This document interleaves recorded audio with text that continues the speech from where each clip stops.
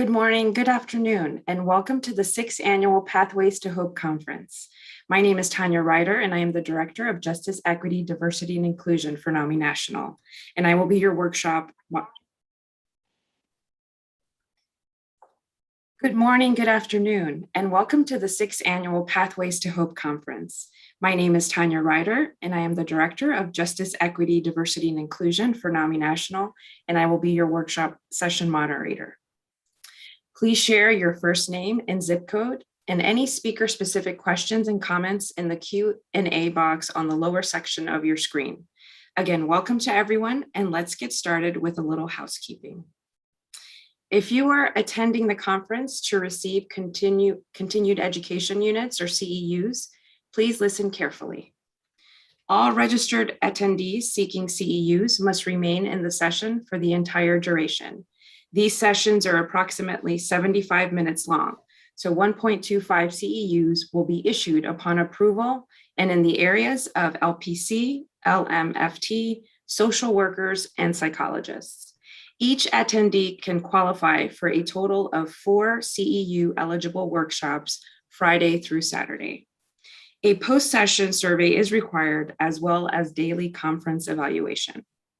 For those joining us out of state, please follow our CEU instructions, but it will be your responsibility to seek final approval from your state's credentialing board. We are grateful to have the support of NAMI Texas and the Behar County Recast Project for making these CEUs available. Again, all registered attendees seeking CEUs must remain in the session for the entire duration. So now it is my pleasure to introduce the speaker panel. Suarez is the founder of Sanarai, an early stage startup that aims to improve the access of the Latinx community to high quality mental health services. Prior to that, he worked for 3 years as a management consultant in Chicago, and he holds an MBA from Duke University and is an engineer by training. Juan Veléz is the Peer Support Services Coordinator for the Mental Health and Anti-Addiction Services Administration of Puerto Rico. As a person with lived experience from mental health challenges, Juan has a decade of experience advocating for trauma-informed services, facilitating trainings and workshops in Puerto Rico and around the nation. He's been a recovery consultant to the NAMI Star Center, Brass Tacks, C4 Innovations, and System of Care programs, and is a former president of the Puerto Rico PAMI Council. In 2011, he produced a short film based on his story to help facilitate conversations about mental health, and later produced a podcast titled Happy to Fail, chronicling the challenges and triumphs in his road to recovery. He is also a certified ECPR trainer and a local resource in television, radio, and online programs. Juan's primary goal is to engage communities and programs in conversations that allow them to comprehend fears and challenges associated with trauma, so culturally competent and accessible services can be expanded across communities. Juan and Luis, thank you, and I turn it over to you. Good afternoon, everybody. Because I know technology can sometimes not be our best friend, can everybody hear me? And if Luis could just speak quickly, just to make sure everybody can hear us comfortably. Hello, everyone. Thanks for having us. No, and thank you so much. It's very much a privilege to be here with everybody. This truly is going to be about a conversation, right? The topic is in a virtual world. Like when we think about, especially our last year and a half, it's like so many things have changed, right? The fact that I'm in Puerto Rico, Luis is in Chicago, yet the current situations that are happening worldwide have caused us to get creative, right? In identifying how can we increase accessibility of services while maintaining quality, while also understanding there's a lot of barriers tied to, I'm talking about my emotions through that lens, right? Whether it be a psychiatrist, a therapist, or anybody like that, we understand the challenges that can come to us from that. So in this first part, just going to briefly talk a little bit about what I do, and then Luis is going to be doing the same, so that way we can connect in how all of this binds us together. During the time of the pandemic in Puerto Rico, we did not provide a lot of virtual services. Our Latino population, we're not used to engaging in emotional support services or in many services through the lens of a camera. All of a sudden, Puerto Rico shut down before any of the states. We were the first territory to go into lockdown, which affected people with experiences regarding substance use, mental health, methadone treatment clinics, people in recovery of all kinds. And I, as a person with lived experience, I understand the challenges.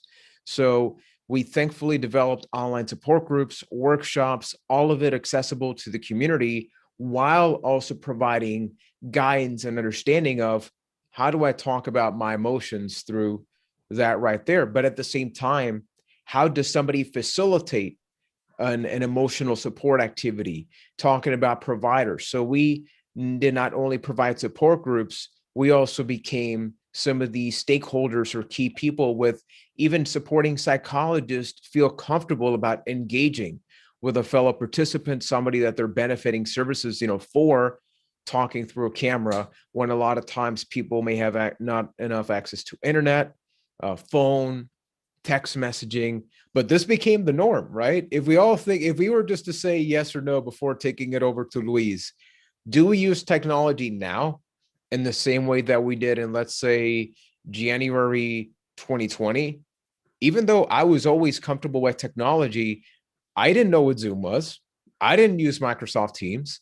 And now these have become verbs more than applications, right? So I would love, just with a quick yes or no, if the question was, do all of you use technology the same way now that you did before the pandemic? That would be excellent. And with that, I'm going to take it over to Luis so we can learn a little bit more about his work. Thank you, Juan. And nice to meet everyone. So my name is Luis Suarez, founder at Sanarai. I am originally from Mexico City, came to the US to do my MBA at Duke University. And I met my now wife there. And after we graduated in 2017, we came to Chicago, where I worked as a management consultant for a firm called Carney for 3 years. And then eventually, March 14th, 2020, we got married. And if you remember, that was quite an eventful week. And wedding was in Mexico City, but my wife's family, a lot of them were traveling from New York, etc. So quite stressful. And upon coming back to Chicago, I was looking for mental health support and struggled to find someone that could speak Spanish and that could fit my schedule. I was doing consulting at the time, so very, very busy. And that's what led us to found Sanarai around a year ago. We are an online platform that connects the Latinx community to mental health professionals in Latin America to provide culturally sensitive Spanish language emotional support at accessible prices. And we haven't been around for a long time, but we've had more than 800 sessions, and now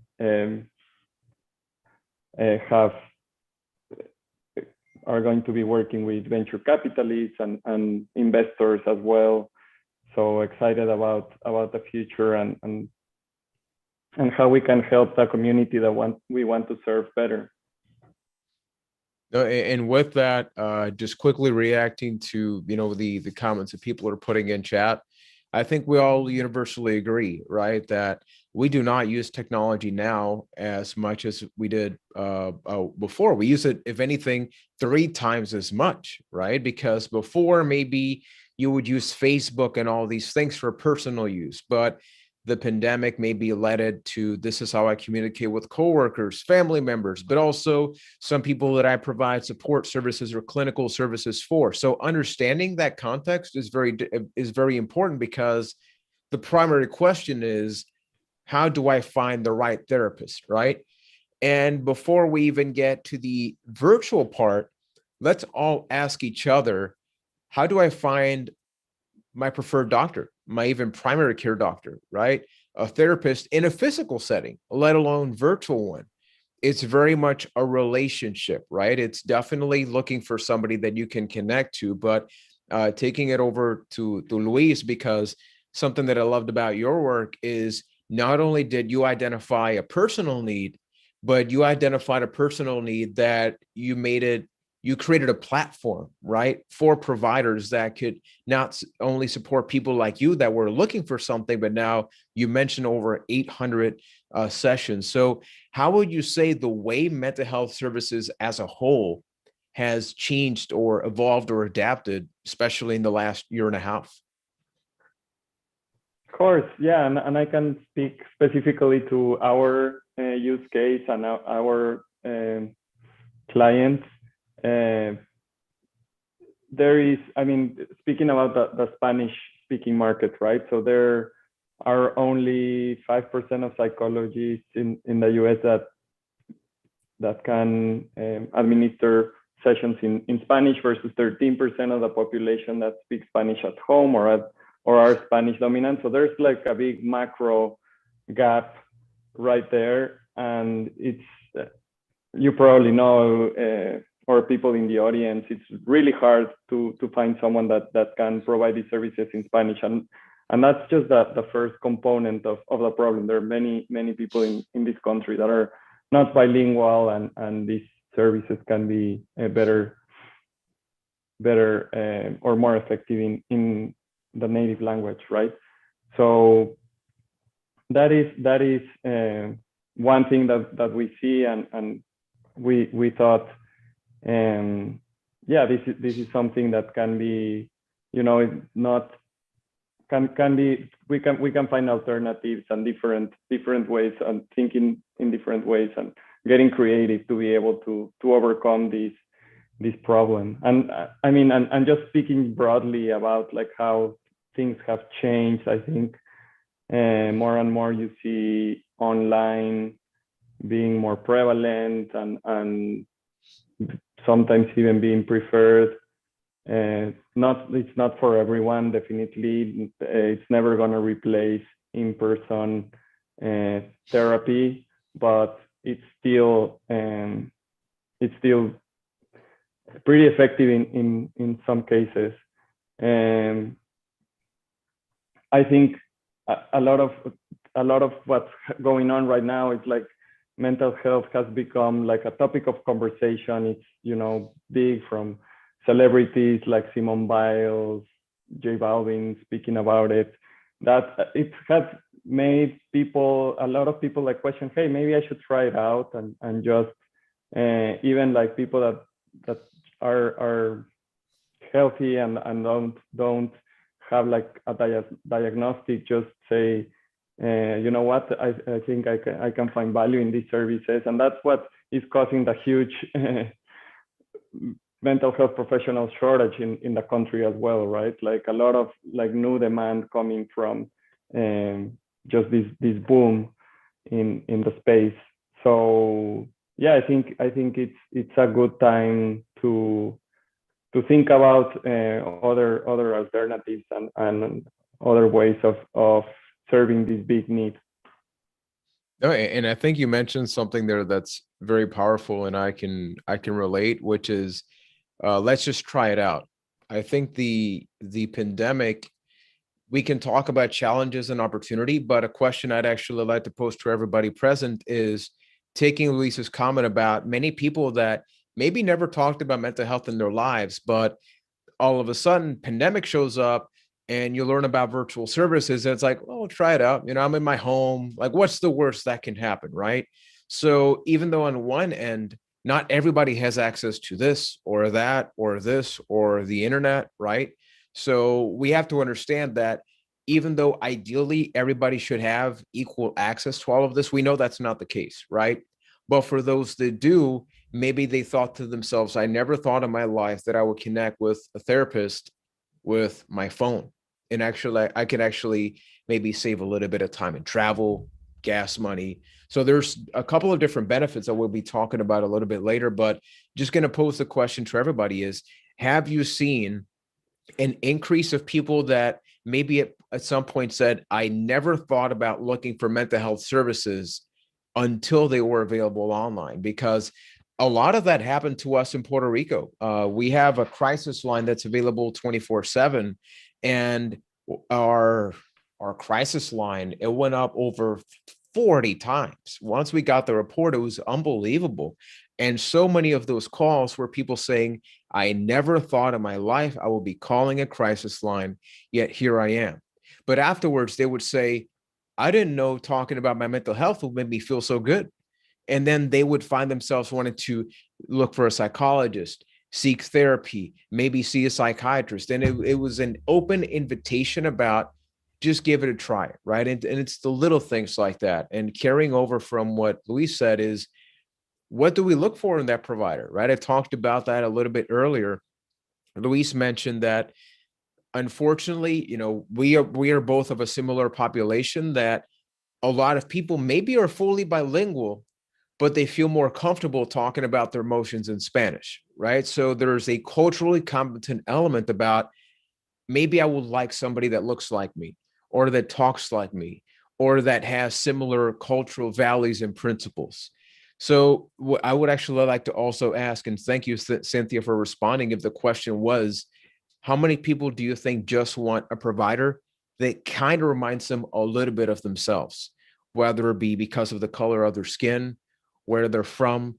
We have a lot of people that, since Hurricane Maria, right? So this is going back to 2017, they left Puerto Rico because they needed to seek work, but connect online because they say, look, I got all sorts of mental health services here, pero quiero alguien de la casa. I want somebody from back home. And it's those little things that that virtual services can definitely open up that opportunity for people that previously maybe never had access to things like that. And before taking it to Luis, just going to quickly read the comments here. Bonita writes, in my community, there's a strong stigma about seeking help for mental health crisis. Ever since the pandemic, the stigma is there, but because it is online in the privacy of the house, that people have been seeking assistance. I'd actually love to ask you, Luis, because we talked about that in the preparation, which is, how's that experience been for both parties, right? It's like the providers that are maybe connecting online for the first time or are feeling comfortable, but what's also been that feedback for people that say, I never would have looked for services were not for Sanarai in your case. What was that like? Yeah, there's a lot of that aspect about switching to online and then saying like, this is going to be more confidential, or like, no, I don't have to tell anyone where I'm going, and I'm just gonna take this call for an hour by myself. I will find somewhere quiet, and yeah, like that's a lot of the that privacy helps people overcome the stigma that exists with seeking this type of services. And there's a downside where now you're like, or there are people that don't have that quiet space, or there's a lot going on at home. And so, like I was saying, it's definitely not for everyone, but there's a huge convenience aspect about it that for many people makes it much more appealing to seek services this way. And I think you mentioned something there that's also very powerful, which is not everybody, like in the perfect world, it's like, I have to recognize that I live a privileged lifestyle, that I'm connected with all of you right now, right? But I have my own space. But like Luis mentioned, maybe I'm somebody that I'm like, I would love to seek online therapy right now, but I live in a six-person home. Nobody here knows about what's happening in my head. Nobody knows about this. So I'm not going to open up because I'm afraid of that, right? A good opportunity, and this has happened in many places, including Puerto Rico, is not just the camera, but also the writing, right? So part of that creativity is how have providers adapted to even text-based crisis lines and warm lines, and also just following up with people that you are supporting, right? Just to give you an idea, in Puerto Rico, we've had a lot of situations happening against the LGBT community, where we've had people say, my parents don't know I'm not open with my parents. So with the pandemic, once the lockdown happened, I'm locked down with somebody that does not know who I am. They only know the character, right? They know what I present to them, not who I actually am. But then 2, 3, 4 months go by. And that's where we as providers, whether it be clinical or peer support or anything like that, have to think about what does the safety factor look like for that person? And as Louise mentioned, there can be a lot of confidentiality in some homes, but in others, it can be the complete opposite, right? So it's definitely challenging. And just reading 2 quick comments here, Amber wrote, I imagine most clients, since individuals want to be understood, they want to be seen. Absolutely. And Laurie wrote, I think it is very important to a lot of people to connect with a mental health professional who somewhat looks like them, not only with regard to culture and or language, but also with gender and life experiences. And you actually brought up another thing that we were going to talk about now, which is on one hand, we have credentials, right? Everybody here saw a little bit of my background and Luis's background, right? But when we think about most of our providers, the experience and knowledge is there, right? But more often than not, people stay connected because of your personality, your empathy, your care, and that time and dedication that we provide to people. If we ask ourselves, even in a restaurant, right? Just to get ourselves in the outside of the mental health context for a second, most of our memorable experiences, at least for me, is when the service is good. There's that eye contact, right? There's a connection that you're thinking to yourself, maybe the food wasn't even that good, but I'm willing to go back. But then we've gone to other places that can have incredible food. But if the waiter or waitress was rude, right? If the service was not up to par there, you're thinking, I feel insulted, right? I feel uncomfortable here. So a lot of this is personal and subjective. In your case, Luis, because you mentioned it's been so many people that have benefited, right? As a result of Sanarai, what would you say have been some of the key factors in people saying, I want more of this. I'm willing to continue receiving virtual services. What's that been like? There's a variety of different reasons. We try to be very diverse in when curating our network.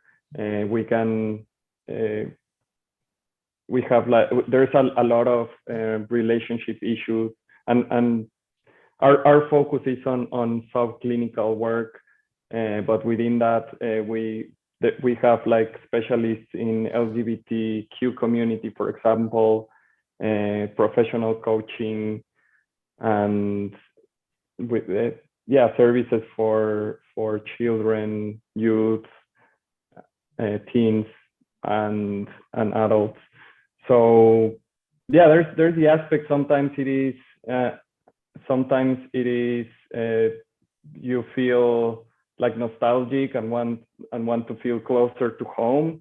There's that one aspect that some people are seeking. There's the age, which I saw on the comment. There sometimes someone, like many people, are looking for a lot of years of experience, but sometimes younger people just wanna seek someone like maybe like a few years out of, like not the same level of experience, or someone younger, closer to your age, that can identify with your relationship with technology and social media and other things that are also important these days. So I see it's kind of becoming like a dating kind of thing, and not just having to stick with one provider, or just like I see it like becoming like more. I want to think like there's going to be more alternatives and more options, and people can try different things out, and then keep doing what is working for them. So yeah, a lot of different options in terms of like also like the offering with how technology is integrated with these platforms too. Like there are applications, and those can be like tracked by the same professional that is like giving you your continued care. So a lot of things going on, and I think there's space for alternatives and things that can serve that these communities and these clients better. But yeah, I like the just going back to the analogy. I like the dating thing and just like going through different like faces and see different people and just hear different perspectives. And then when you find someone that like is giving you like really good service, like you said, like your favorite restaurant that where you feel at home, right? Then you're like, oh, okay, this is where I belong. And then you stay for a longer period of time and find out what works best for you too. Absolutely. And you brought up something that before we get to the comments, and everybody, thank you so much. There's been a complete social shift, because when we were kids, they told us don't what to strangers, don't talk to strangers, right? So that stranger, you don't get into the stranger's car, but you also don't invite the stranger into your house. Yet the pandemic has sort of caused a shift, because if Luis and I were presenting in person, right, we would be maybe dressing up, we'd be maybe in a fancy hotel room, and there would be lights, maybe projectors. So you would only know about Luis and Juan of whatever I have on. But right now, we are in our homes. We're maybe in our offices. So the shift has been, we go to the service setting, and maybe eventually somebody follows up at home to, you connect in my home. You get to know my background. You get to see that little plant right there. You get to see the book that I've been trying to read for like 4 months, but I forget it. I keep putting it off, and it's right there. And I say all these things. Why? Because when somebody is looking to connect virtually for the first time, that person can have 1,000 things in their head. Like, let's say Luis is my therapist, right? I can think like, my house is a mess. I'm not going to connect, because if I got to turn my camera on and he's going to see what a mess of a house I am, he would never see that house if I went to his office, right? So all of a sudden, there's all these different factors that maybe we found out 6, 7 months into the therapeutic experience. But now, even before I say good afternoon, Luis could be going, okay, Juan, move aside. Well, what's that in the background? What's that over there? And you're getting to know the person, not by what they're saying or how they're looking at you. You're looking at that background. And for a lot of people, that can be a large barrier, because maybe there's something in the background that is maybe not directly tied to your spirituality or beliefs or preferences or lifestyles. I haven't said anything, but that person could be thinking, is he judging me right now? I'm not going to connect anymore. So it's about creating that welcoming environment and being aware and being transparent. Like Luis said, look, neither of us, like if a hypothetical scenario, we're both learning about technology, like open up and be real and raw about that, because people like that, because then they say, oh, even my provider's still getting adapted. So it's not just me. So even before you talk to that person for 30 seconds, they feel like there's some kind of connection there. And reading quickly here in chat, I think it is very important for a lot of people. Oh yeah, we read that one. Very true, Juan. Personal connection is extremely important. I know people of certain religions that have sought services on phone because they didn't want people to see what they look like. They were happy to find somebody that understood them, and then they felt like they were getting around the stigma. And the other person says, yes, I know that as well. I am from India, and this is constantly seen. Absolutely. And just getting to one of the other topics here is going back to this topic of cultural competency.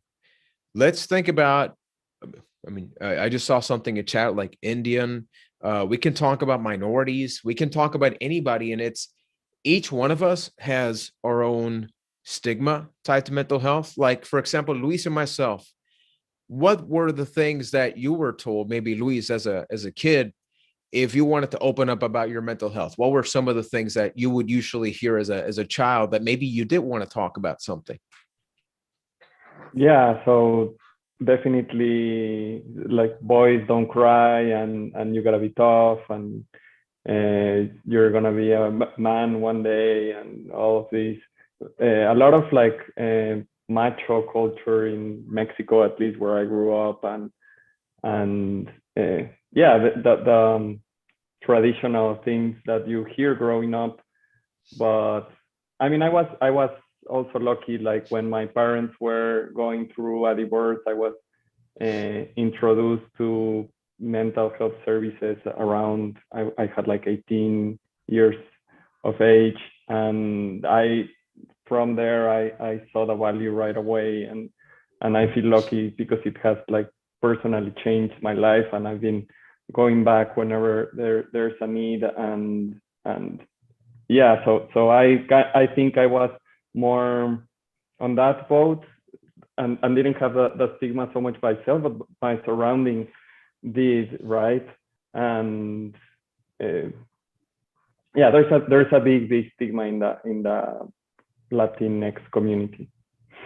Yeah, and Cynthia just wrote, many African Americans are told to pray it away, and I had similar situations.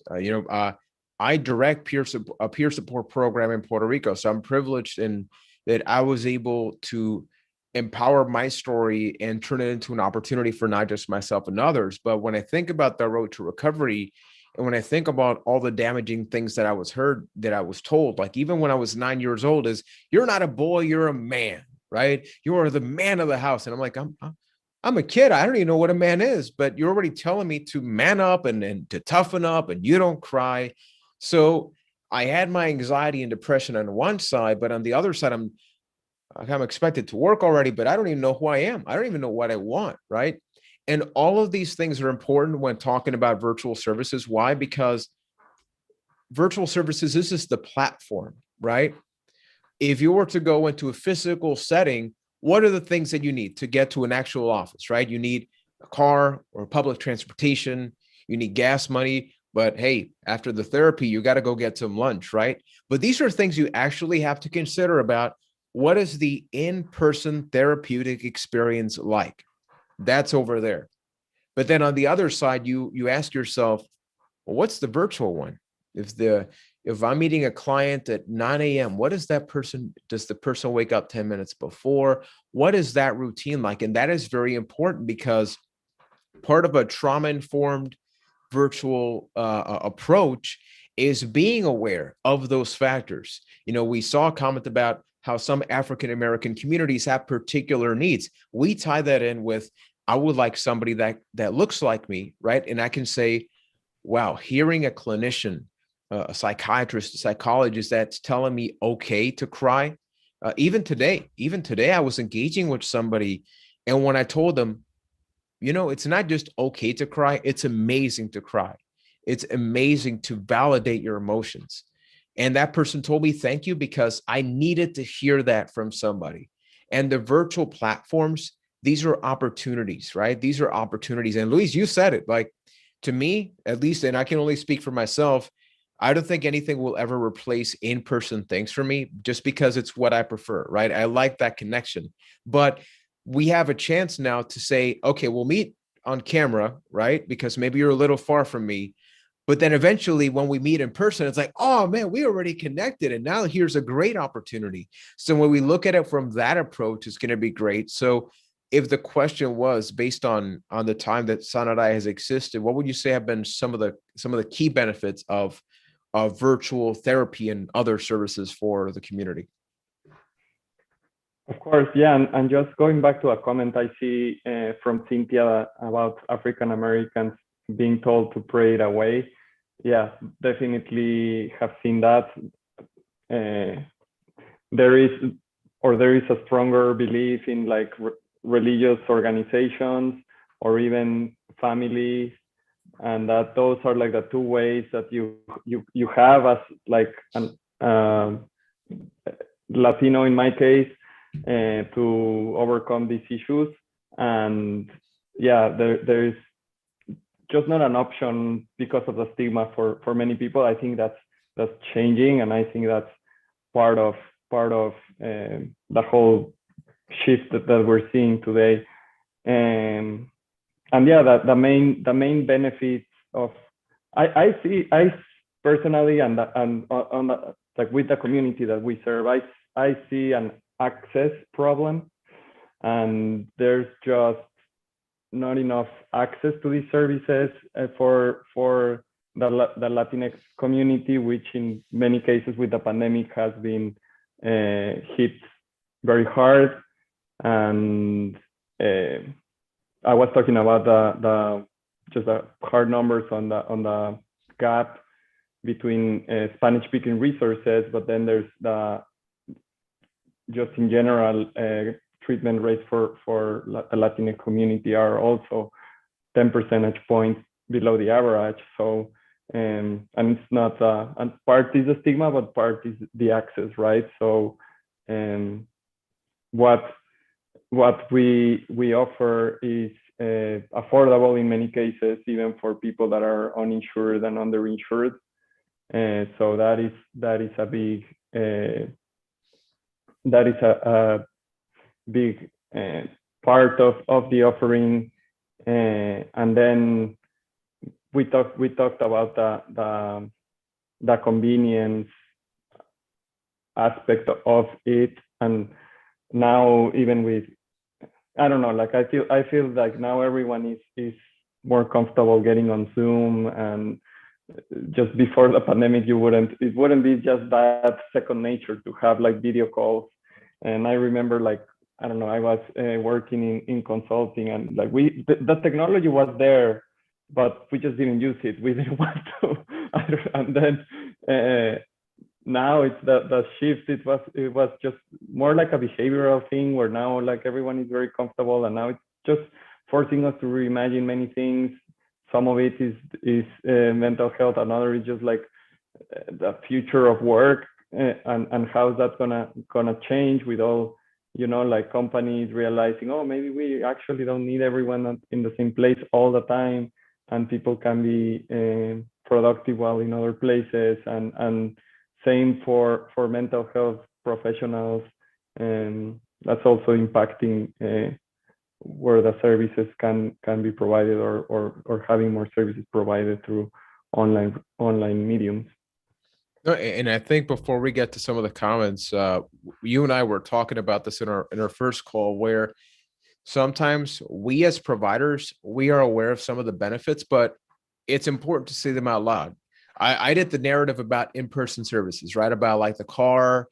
Forget about the average cost of an actual therapy session. If the cost was, how much does that 10-minute car ride, that $7 lunch in the period of 12 months, for example, right? How much does that cost in addition to the actual services? It's important that you share this information to somebody that may be thinking, wow, I have always wanted to seek therapy. And I think there was some celebrity that said that like one of the biggest benefits when they got a raise is they could actually pay for a psychologist, right? It's like, wow, that's powerful. The fact that this person has always wanted to seek treatment, but cannot afford it. So it's important to let people know, because at the end of the day, I need food in the fridge, right? Especially if we're talking about a parent, then it's little things like that you can tell them, look, not only is this good for you, it's good for your pocket, which means it's also going to be better food on the table, which means you won't have to worry about that. And guess what? You actually get to take care of your mental health. And it's those little things that people can say, I never thought of it that way. Because at the end of the day, if the question was, how do I find the right therapist? You have to be able to answer the question of, what is in it for me? And this is way past my actual emotional benefit, because the person's usually like, look, I know that part, but I can't pay it. I remember when I was going to my psychiatrist as a kid, and I was a kid, I didn't think about this at that point, but I would see my mom struggling to be like, how am I going to pay these visits? And now as an adult, I always think about how can money, how can transportation and accessibility not be the situation, not be the barrier? And there's a lot of comments here, so let's get to some of them, and then either Luis and me can respond here. Here we have, you were lucky, Luis, and my family Issues were not just discussed. No one suggested help with my parents. They broke up. We were just supposed to deal with it on our own. And it's that toughen up mentality, right? It's like, oh, this is happening. Well, you got to toughen up, because when you become an adult, and I would hear that all the time. And I would say, but why? But why must I live in pain and suffering when not everybody has to live like that, right? As an African-American with lived experience, we hear many of those same stigmas associated with mental health, especially as it relates to treatment. So I do look for someone that can understand my journey. I most importantly look for empathy and understanding. That is why I'm so glad for faith-based mental health programs, because prayer is good, but so many times we need more than prayer. Humble submission and respect makes a world of difference when there's difference in the room. But so many times we need people that can relate to our cultural experiences. I was told only prayer and do not take a pill. I can absolutely relate. I know many that were forced to the altar to get the devil out of them instead of addressing mental health needs. We have to get the stigma out of the church and address mental health needs. Even today, I very rarely hear pastors or leaders in the church address mental health, but the church needs to be educated. And just as a quick pause here, and thank you everybody for the incredible comments. It goes back to what Luis said. Virtual services are an opportunity for that person that maybe is saying, I'm afraid to go to my church or any place, even my family, right? I could be saying, I'm afraid to speak about this with my wife, right? I can say that, but I can maybe go to a park. I can go somewhere and connect, because the stigma of, let's say, Luis, let's say you had a neon orange car, right? A bright orange car. And then you drive to a psychologist and somebody goes, is that Luis's car? Yo, Luis, you going to the psych, man? What's wrong with you?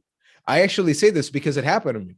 This legit, I say neon orange car because I was the person with that neon orange car. So I know what it's like to be, okay, so next time I'm getting a dark gray car, and that is exactly what I got. I wanted to easily blend in. But talking about stigma, look at those little things. Is that something that you also see a benefit of, that more than confidentiality, it's like that level of anonymity, anonymous level of being able to engage in services, right? Any other benefits? Yeah, I think now that you say that, brings another point to mind, which is sometimes in smaller communities. So this is not so much my case because I grew up in Mexico City and now I live in Chicago, which are huge cities, but in smaller cities, there's this aspect of talking to someone who is external, that doesn't talk to everyone in the same, like your one option, like everyone knows the person that you're talking to, and you just want like an external opinion and no one to know from your community what's going on, right?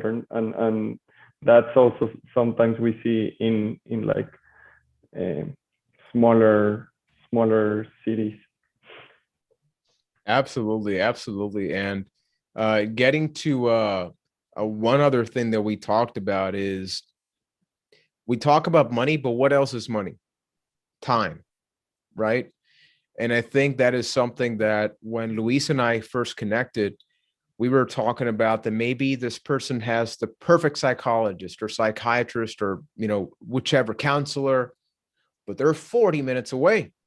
So it's 40 minutes one way, 40 minutes the other. So we're talking about 80 minutes of not actual services. We're just talking about transportation. Multiply that times 10 or 12. So another incentive is being able to engage with families and let them know, hey, not only is this cost effective, you actually get some more time for wellness, time for you. You can take a nap for 80 minutes. And I don't know about anybody else, but I like me a good nap. But those are things that somebody going through anxiety, depression, they can think to themselves, so I get to go to therapy and I get to take a nap and I get to rest and I can just sit in a park and do absolutely nothing for 30 minutes if I wanted to. Like, those are the little incentives that can definitely help.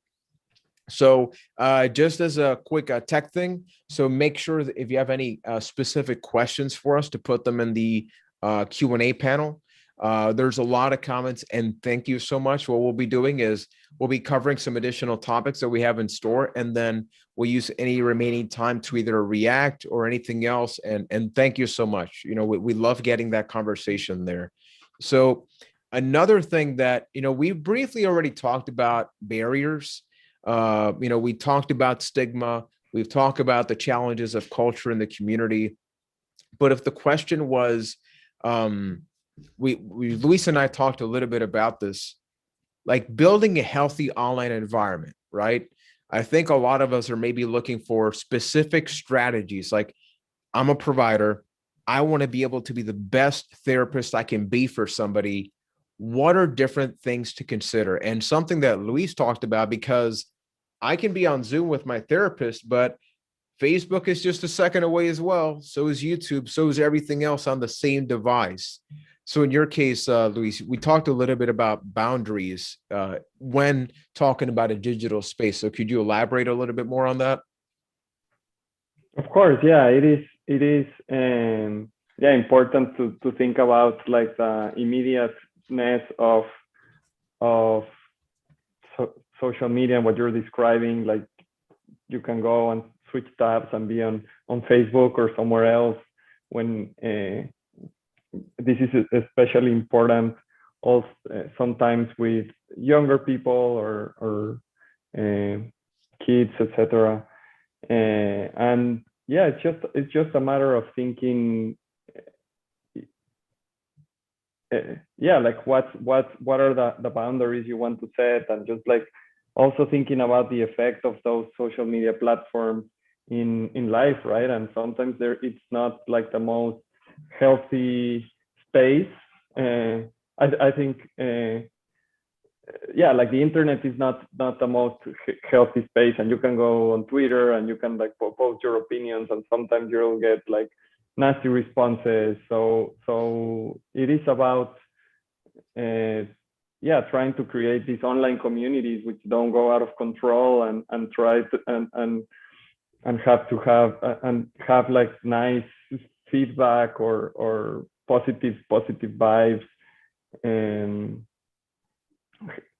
actually like that are helpful in someone's trajectory. And I think, I mean, it's difficult that these platforms are not going to go away. Like, Facebook's going to be there, we're probably going to be on them, Twitter is going to be there, and so it's a matter of just identifying like, hey, like maybe this is not the healthiest thing that I could be doing right now, or I should probably get off of this now, right? And not seek that immediate gratification of seeing the likes and or seeing the comments, or just I think something that is changing, and with I think is like deeply rooted with mental health as well, and well-being, and just talking about like this technology and how everything is changing. No, absolutely. And something that I think is very important as well is when we talk about creating that healthy online environment. So in your case, it's very important because, say it's somebody with anxiety, right? Somebody living with a lot of anxiety, but then it's somebody that I was watching a video the other day, you know, the Apple Watch, not a sponsor, obviously, but something that I thought was intriguing about a YouTuber that I saw is they said, I got the Apple Watch because I didn't want to have too much access to my phone. And I thought that was an interesting comment, right? It's like, technology is a beautiful thing, but it can also not be an excellent resource for somebody living with anxiety and depression, because maybe I go to Instagram and I look at Luis's life, and maybe I can get a little bit envious. I can get frustrated, right? It's those little things. But you may be thinking to yourself, well, I'm not on social media. I'm just a therapist, right? I'm just providing. It's the same tool. And that's one of the biggest things that we have to be mindful. And it's not just the holistic approach of the individual, but the holistic approach of the person in the same app that they can look at cat memes for 10 hours is where they also can call a crisis line. They can also connect to a support group. They can also connect to a psychiatrist. but it's all there. So being able to actually, during those sessions, engage with the individual and ask them, how do you use social media? How do you use your phone? Is the phone something that you thought was a burden, and now you feel like it's an obligation? Little questions like that can really help. Another thing to consider is something as simple as lighting, good audio, and looking at the individual. You can see that right now, Luis and I, our camera is fairly centered, but imagine if I shut this camera off or this light off, right? And I shut this light off and I was Luis's therapist, right? By shutting these things off, first of all, I look a little intimidating, right? I look like something out of a horror film because I have this slide in the back. So I can be like, Luis, my name is Juan Veléz. I'm going to be your therapist. You can be thinking, okay, this is like Freddy Krueger or something. Like, what are we talking about? But it's things that can actually make an impact, right? So being able to recognize little things like, let me make sure that the person can see my eyes. Something that is very common in person, even if you have glasses on, there can be a little reflection, but you can see a little bit of that person's eyes, right? But imagine that I have a lot of light sources and my glasses are just beaming out and I'm making eye contact with you, but you can't see my eyes. That right there is a disconnect. So another thing to consider is ensuring that whoever is providing those services has the best audio quality possible, because there's nothing more frustrating for people than saying, I didn't hear what you said. Could you repeat it? How many of us have said that, right? And you lose that because it's not just your audio quality. It can be something as simple as telling the person, do you have a pair of earbuds or a microphone or something? I want to make sure that you don't have to repeat anything, which takes us to another topic. And these are sort of best practices that we talk to psychologists, psychiatrists, any kind of mental health professional about. We always tell them, before you connect, check your connection and the connection of the person, because there can be nothing more frustrating than saying, I finally got an appointment with my psychiatrist.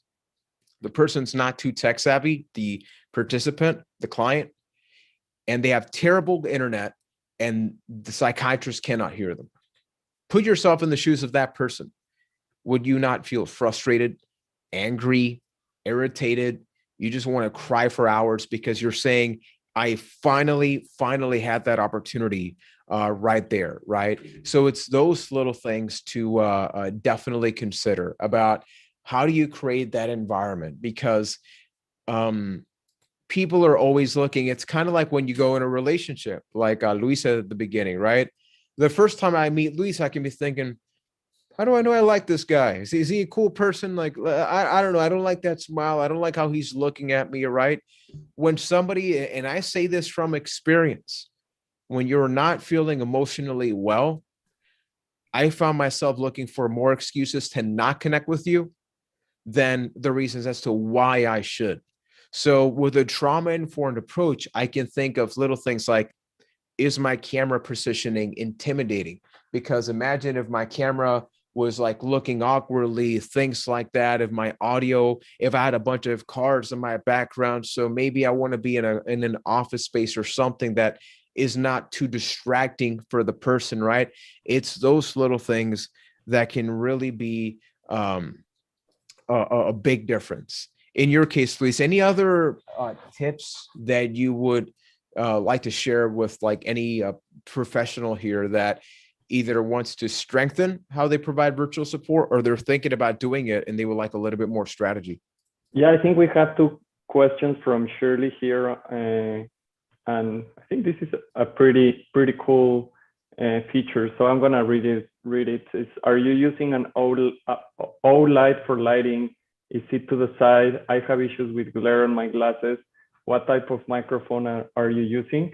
And yeah, people are probably thinking our quality is good right now. We had a practice session so that the event is put up very professionally, and I actually bought an O-light thanks to the recommendation. They sent me one on Amazon, and I have it like right in front of me, and have been using it for other calls. I did find that when I put my glasses on, you see the the you see the glare on the glasses, so that's something to consider.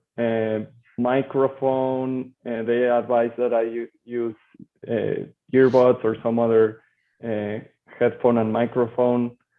And then in my case, the other question is, do you use a separate camera instead of the laptop camera? I'm using the laptop camera, but I'm also gonna let Juan chime in here because he's the expert.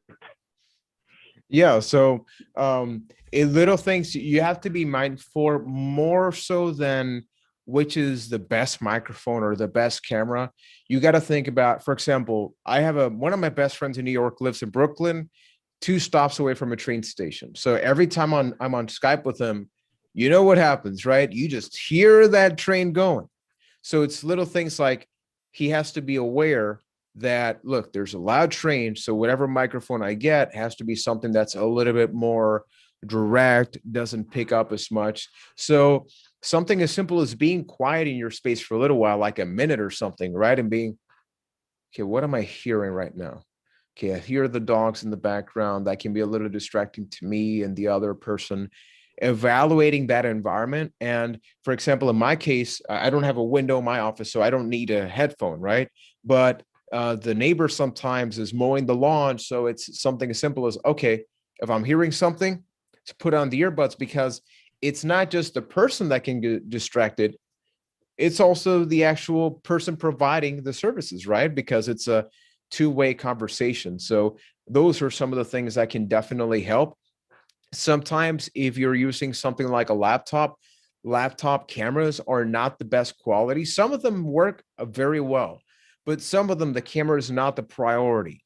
So more so than getting an expensive microphone, the first time that I connected on a web chat, I literally took one of my lamps from my bedroom, put it right beside me, and that was good to go. So more so than good or bad video quality, lighting can go a long way. Remember that some of the best practices that have been evidenced time and time again is eye contact. And in my case, it's like my eyebrows stick out a little bit more above like my eyes. So if I have a lot of light above me, it's like I have light here, but then I'm dark here. I'm like, no, I don't want to look like a villain or something. So I make sure that my light sources hide nothing behind my eyes, right? And another thing is, don't be afraid to be physically expressive, because if you're in my office, you can look at my background, but keep in mind that I'm only showing this part of my body right here, right? And when it's somebody that's looking to be very comfortable with you, you have to be mindful. Imagine you're talking to me and my shoulders are all tight, and up like that. The person can say, whoa, this person clearly had a bad day. So don't be afraid to be expressive, smile, right? Those little things can really go a long way. And just letting you know, I feel comfortable. I don't even know what I'm going to talk about, but I feel comfortable with that person. So we have a lot of comments. So I don't know if Luis, if you would like me to read a few, maybe we can see if there's anything, any loose ends with that, and then we can get some closing thoughts. How does that sound? Sounds good. Perfect. So we have a lot of them. Finding someone that offers a sliding scale is tough at times, right? And I'm assuming you're talking also about like that evaluation, right? Somebody that's willing to explore that. We talk about mental health / brain health and suicide prevention from the pulpit at our church. Another strategy, these comments really motivated me, is we have a lot of stigma in Puerto Rico towards providers. Maybe you had a negative experience with a psychologist, so you generalize. None of these psychologists work, right? All of these social workers are awful. Sometimes we hear comments like that. So what we started doing is free online panels hosted by professionals, because that way there's no commitment, right? There's no payment involved, but here's an educational opportunity about a licensed clinician, mental health professional. But more so than the education, it's about letting the person see, oh, wow, I love what they're talking about. Maybe I should seek therapy. Maybe I should call that crisis line. It's creating those online opportunities. There was literally one time that we gave a workshop. I will never forget this. It happened last year. I'm talking during a panel and I see a 2-liter bottle of soda. And I'm thinking to myself, that's an interesting thing to look. It was actually somebody at a drive-through that connected to our panel as the person was working. Now, I'm not going to lie. Initially, it was a little like, whoa, which place is this? I'm hungry now. But afterwards, I thought to myself, let's think about that for a second.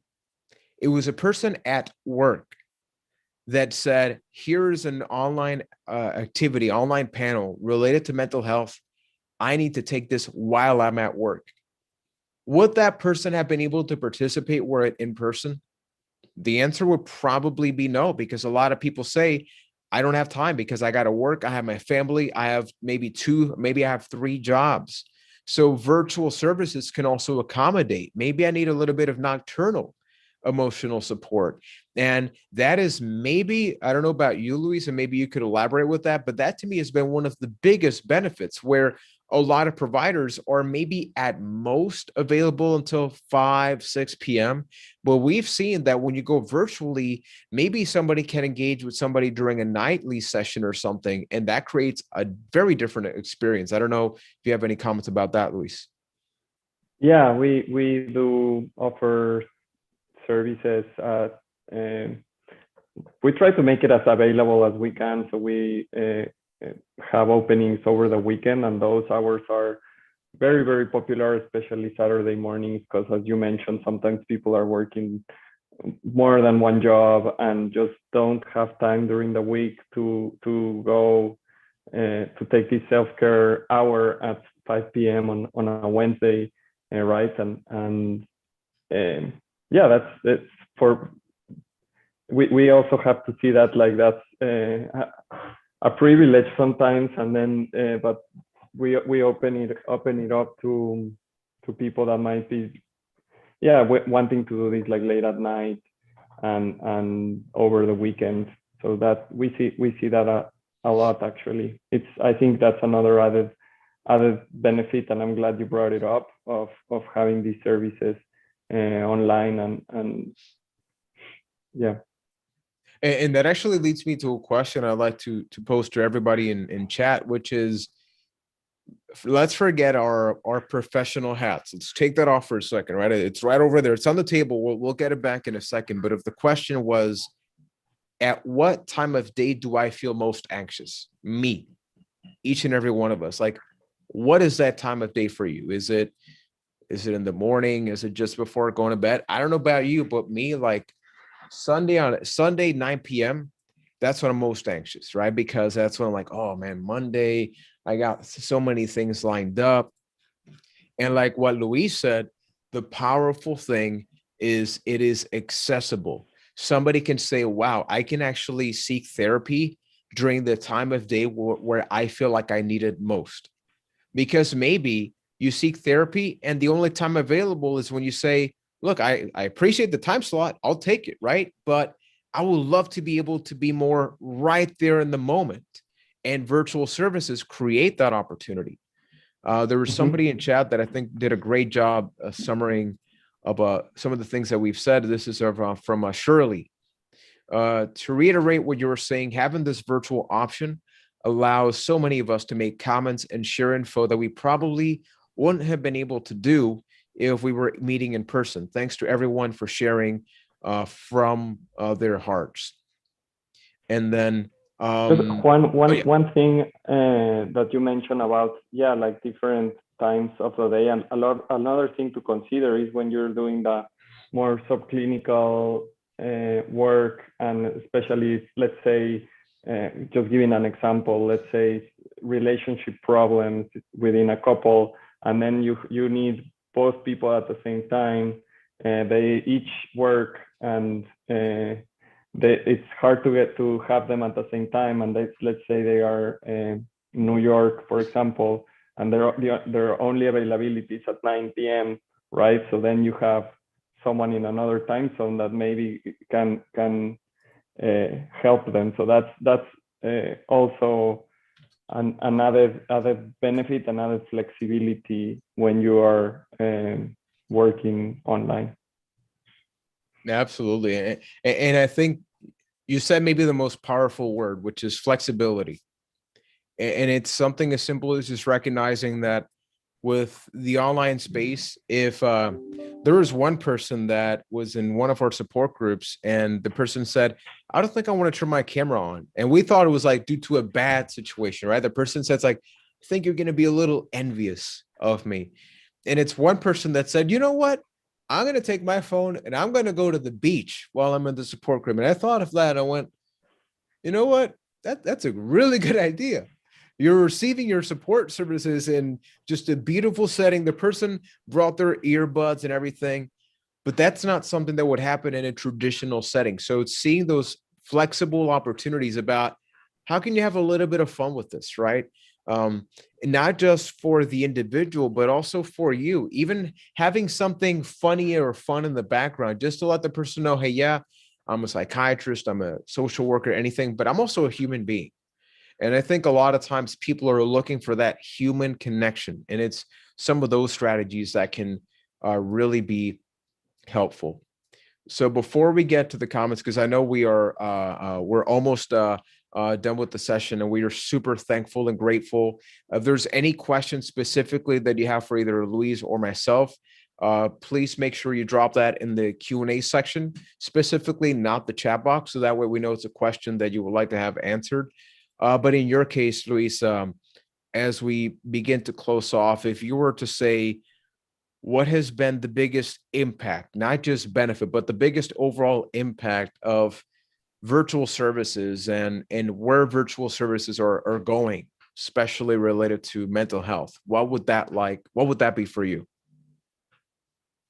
So I really like when we see feedback from clients and just validating that this is increasing, or our work is increasing the access for people that otherwise wouldn't have access to these services. So, and when I read that stuff like, I never thought I could have this type of services, but now this is opening an alternative for me.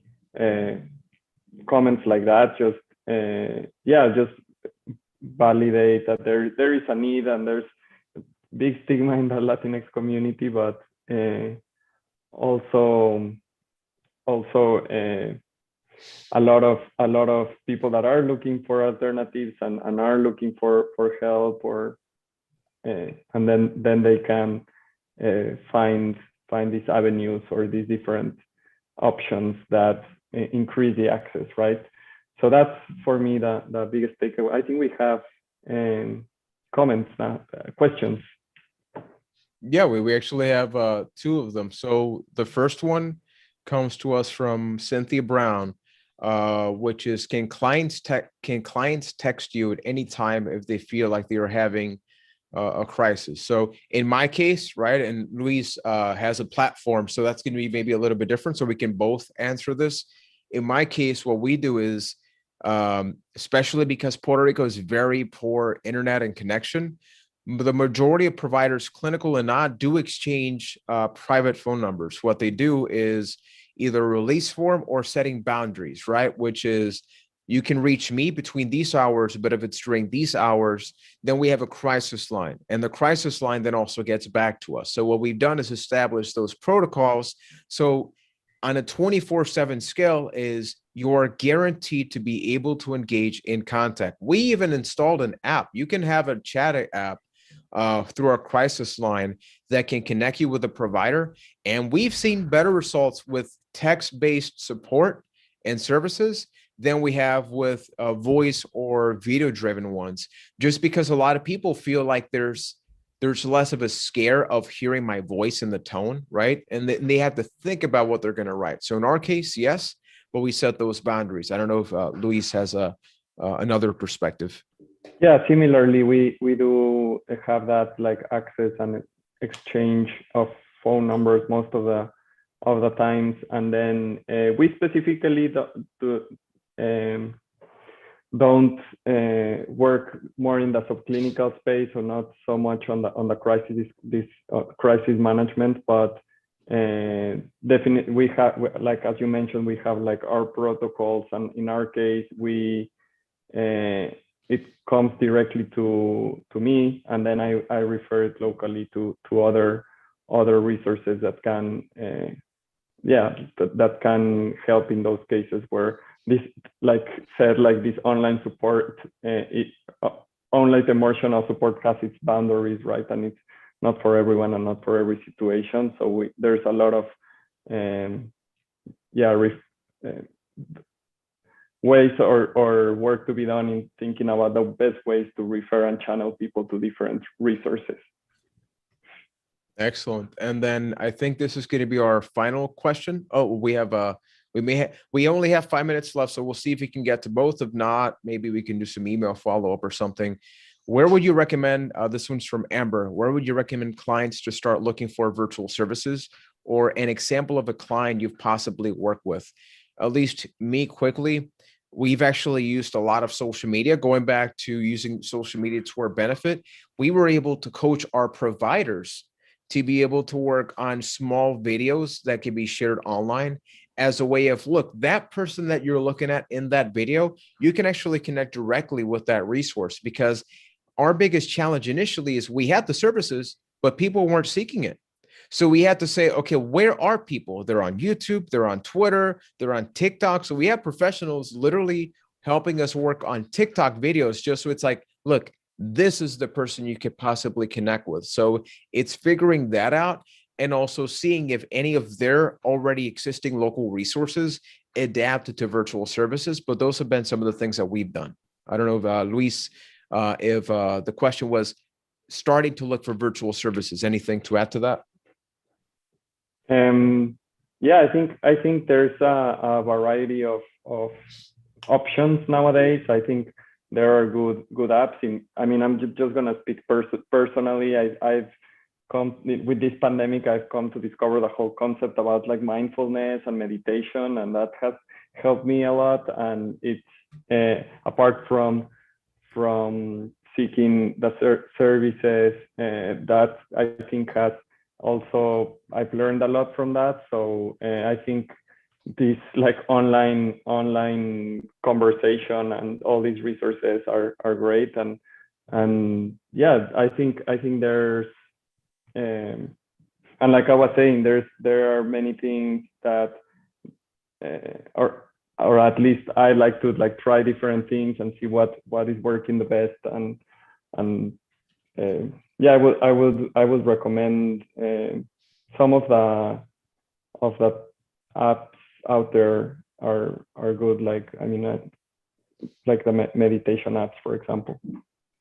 Absolutely. And I think this is going to be our final question from Shirley, which is, it seems that people from multiple areas often get grouped together, even when they have cultural differences. What is appropriate in breaking out groups to be respectful? At least something that we always do here is two things. Before we do anything with the individual, we identify needs and we identify goals.